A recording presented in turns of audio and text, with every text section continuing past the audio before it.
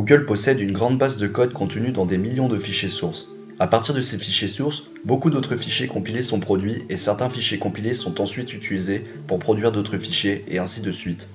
Étant donné la grande quantité de fichiers, les compiler sur un seul serveur prendrait beaucoup de temps.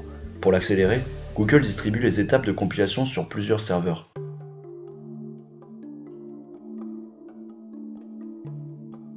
Étant donné la description des dépendances entre les fichiers dans une base de code massive, un nombre de serveurs et des délais de compilation pour les fichiers cibles, notre travail consiste donc à planifier les étapes de compilation sur les serveurs disponibles de façon à ce qu'un maximum de fichiers cibles soient compilés en moins de temps possible.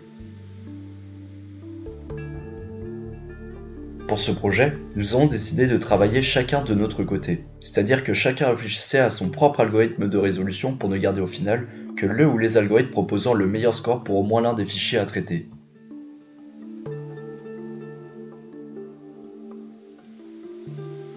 Dans notre algorithme de résolution, on considère un graphe orienté où les arcs représentent les dépendances. L'extrémité de l'arc représente le fichier ayant des dépendances et le fichier dont il dépend est représenté par l'origine de l'arc. Après lecture du fichier, on stocke dans une liste tous les fichiers n'ayant pas de dépendance. Ce sont ces fichiers que l'on a appelés feuilles dans notre algorithme. La compilation des feuilles fait apparaître de nouvelles feuilles, puisque lorsqu'un fichier a toutes ses dépendances compilées, on peut considérer qu'il n'a plus de dépendance. À chaque fois qu'on compile une feuille, on regarde si elle n'est pas l'origine d'un arc menant vers une cible. Si c'est le cas, on applique différentes approches pour le choix du serveur approprié pour cette cible. Sinon, on ajoute ce fichier à la liste des feuilles. Il arrive que l'on soit confronté à des situations où notre algorithme ne nous permet pas de compiler une cible dans ces délais. Dans ce cas, on va vérifier si cette cible est nécessaire à la compilation de certains fichiers, et si tel n'est pas le cas, on le place dans la liste des fichiers qui seront compilés à la fin, pour se concentrer sur les cibles à venir. Au final, voici la liste des scores que nous avons eus grâce à notre algorithme.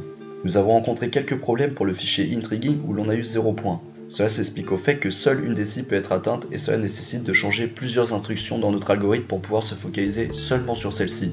Enfin, nous avons également eu 0 points pour le fichier fbig, étant donné qu'il faut choisir la plupart des feuilles dans le même serveur, car leurs temps de réplication sont supérieurs au délai.